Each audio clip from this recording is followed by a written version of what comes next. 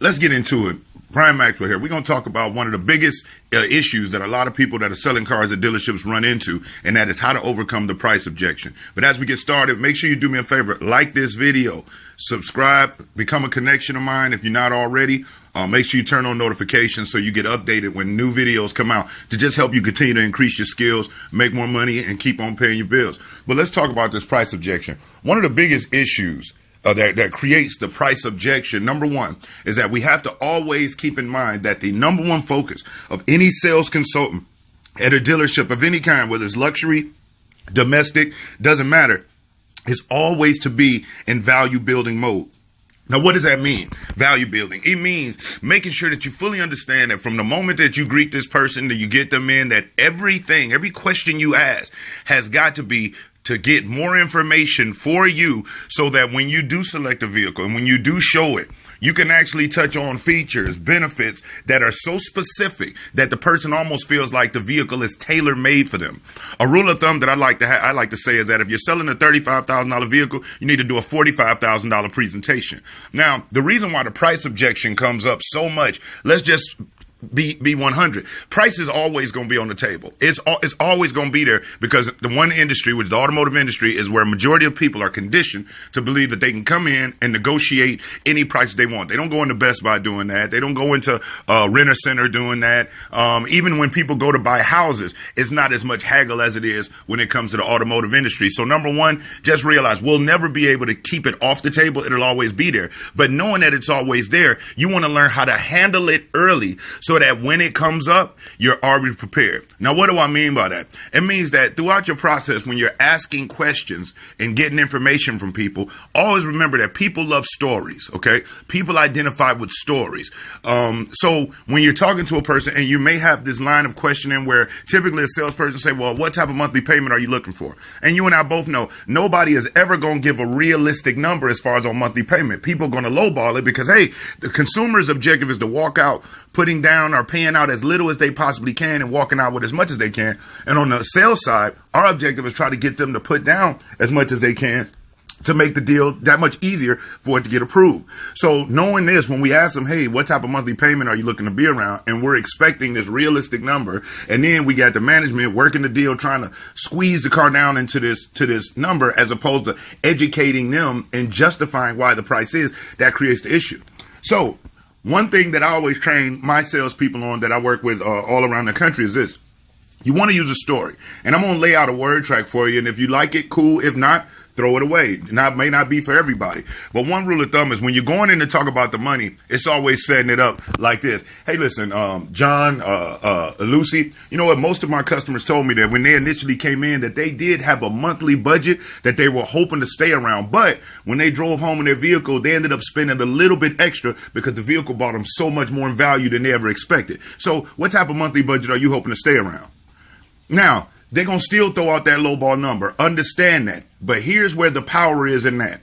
As you progress through and you do your walk around and you do your demo drive and you come back and you do your service tour, now when you sit them down to go over the numbers, get ready because you know that they're going to object at first pencil probably. If they don't, great. But if they do, at least you're prepared for it.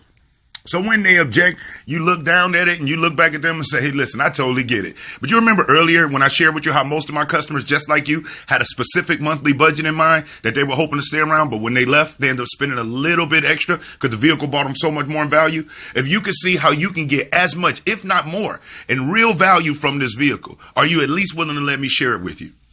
Now, what is the person going to say? No, don't share with me how I'm going to get more value. No, they're going to say, okay. Now, at this point, this is where you really have the opportunity to take that number sheet and actually flip that paper over.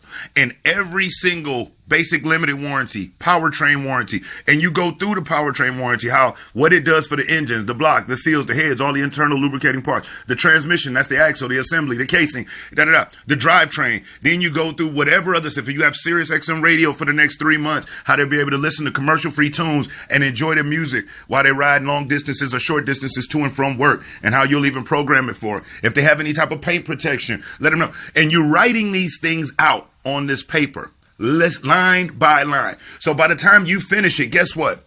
Yeah, the price is still the same. You haven't even went back to adjust that. But now you have a list of things that is beneficial to them that will really save them money. Engine repair, by being under that warranty, that really saves them money. If the drivetrain goes out, it really saves them money. If they have, tire replacement, if they have tire rotation, if they have, windshield wipers getting swapped out within the first 12 months, whatever it is, now they have something that they can actually look at and they can actually quantify and justify walking out paying what it is that they may have to pay.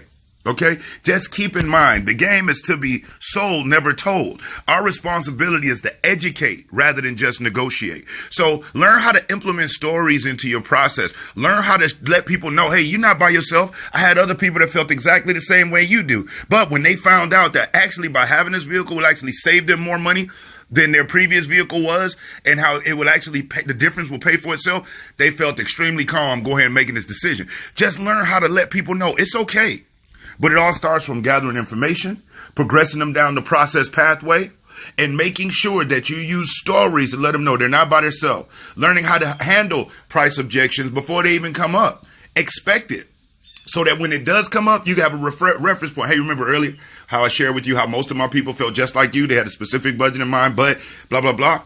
It works. Try it. If you know you've been running into price objection and you know people been lowballing you and your management getting on you about keep coming up there with super low payments and trying to make things happen, the better we can educate a person and their payments are where they need to be, the initial investments where it needs to be, it's that much easier for the bank to get it approved through.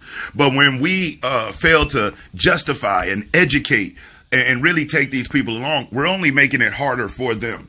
So just keep that in mind. If you're struggling with the price objection, check out these word tracks. Listen to it, man. Don't just listen to it once. Go through it and then, kind of tailor it to yourself. But more than anything else, learn how to handle the objection rather than overcoming it later. Handle it. Bring it up yourself. That way you control it. You own it. And then that way it's easier for you to be able to move past it. But when you allow a customer to bring it up and you're hoping that they just don't object to the price, now as a salesperson, you're backpedaling. And that's not what we do. So keep that in mind. Again, like this video, subscribe to the channel if you haven't already, become a connection of mine. But most importantly, keep doing what you're doing. Sell your ass off. And I'm Brian Maxwell, and I look forward to seeing you at the dealership.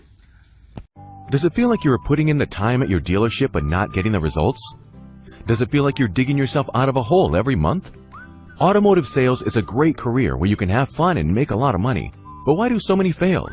They fail because they were never taught how to sell. The internet has eliminated just lying to people. Today, successful selling requires skills that most salespeople have never been shown. Until now. If you're tired of stepping over dollars at your dealership to pick up dimes, I invite you to register for Brian Maxwell's free webinar, How to Dominate at the Dealership. Brian Maxwell trains top producing automotive sales professionals nationwide and knows what it takes to dominate at your dealership. In the event, you will receive Closing Secrets of Six-Figure Earning Automotive Sales Professionals, Fastest Way to be a 20-Vehicle-a-Month Producer, How to Earn $10,000 in 60 Days, and much more. Register now and reserve your spot for this free power-packed presentation.